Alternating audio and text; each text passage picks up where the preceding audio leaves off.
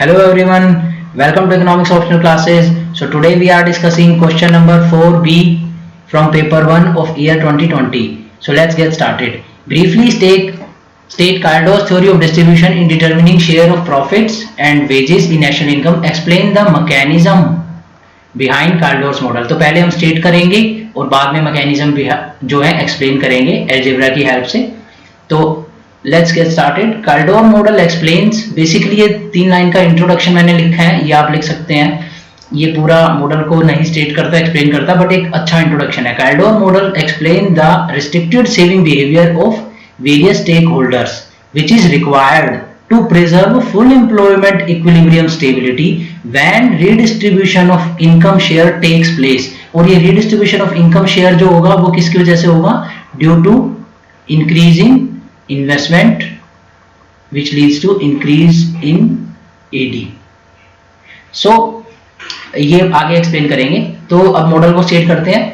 सो ये फर्स्ट सम assumptions है model की. काल्डोर ने जो ली थी assumptions. First is investment depends upon animal spirit and therefore autonomous. ये कीन्स मॉडल की सेम assumption है. फुल एम्प्लॉयमेंट लेवल की assumption ली गई है. ये assumption इंपॉर्टेंट है, इसके बिना ये मॉडल अधूरा है.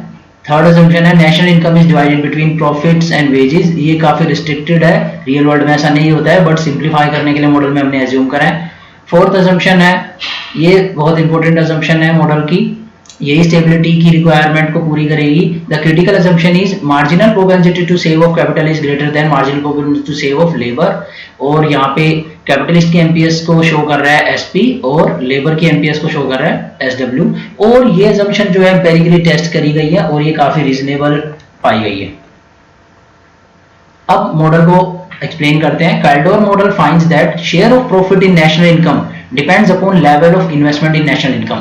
तो मॉडल कह रहा है जी यहाँ पे 1-to-1 रिलेशनशिप है between level of investment in national income and share of profit in national income. तो इन्वेस्टमेंट का शेयर अगर नेशनल इनकम में बढ़ेगा तो प्रॉफिट का शेयर डेफिनेटली बढ़ेगा. वो किस प्रोसेस से बढ़ेगा, कैसे मैकेनिज्म से बढ़ेगा, वो हम एक्सप्लेन कर रहे हैं. As investment share increases the profit share in total income increases. Why?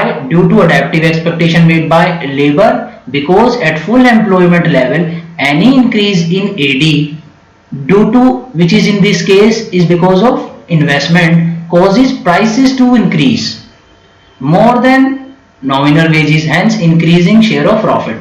तो यहाँ पे जब AD बढ़ रहा है तो हमने पहले से एज्यूम कर रखा है फुल एम्प्लॉयमेंट, इसीलिए मैंने कहा था ये बहुत इंपॉर्टेंट हमारी assumption है. फुल एम्प्लॉयमेंट एज्यूम कर रखा है तो यानी आउटपुट तो बढ़ नहीं सकता, तो क्या बढ़ेगा?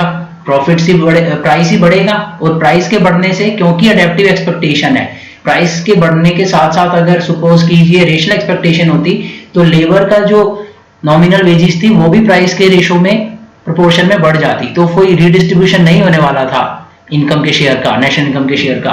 तो इसीलिए अडेप्टिव एक्सपेक्टेशन सेट करना भी बहुत इंपॉर्टेंट है.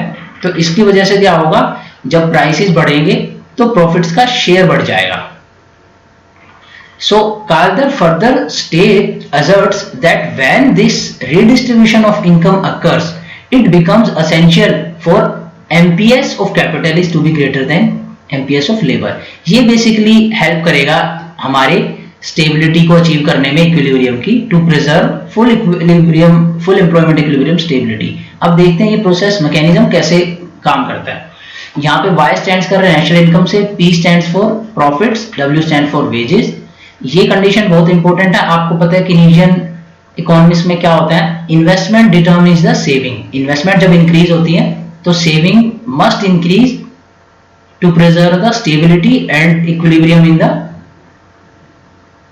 इकोनॉमी. सो ये बहुत इंपॉर्टेंट assumption है. तो इन्वेस्टमेंट के इंक्रीज होने से सेविंग इंक्रीज होनी चाहिए, और वो कैसे इंक्रीज होंगी, कौन उन्हें इंक्रीज करवाएगी, कौन सी कंडीशन, वही ये मॉडल एक्सप्लेन कर रहा है. तो now I am splitting this savings between the savings of capitalist and savings of labor. So W stand for wages and SW stand for their MPS. Similarly ये capitalist की MPS है और ये capitalist का profit share है.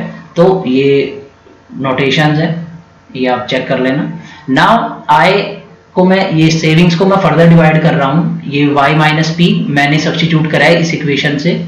यहाँ से y minus P equal to W हो जाएगा।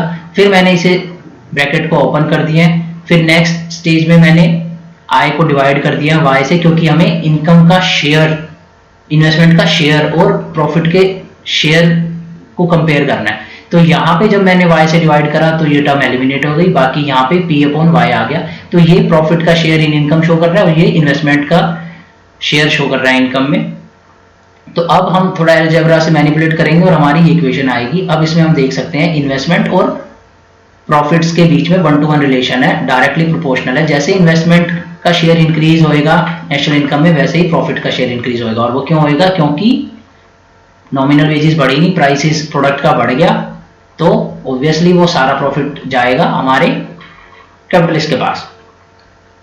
अब ये है 1/MPS of capitalist minus MPS of labour, और ये एक एक्स्ट्रा टर्म है जो आ रही है हमारी निकल के। अब यहाँ पे एक और असम्पशन जो ली गई है मॉडल में, ये है कि ये दोनों SP और SW जो है फिक्स्ड है। ऐसा हो सकता है फ्यूचर में कि एग्जामिनर बोल देगी ये फिक्स नहीं है, तो क्या इम्पैक्ट होगा, तो उसके लिए भी आपको रेडी रहना है।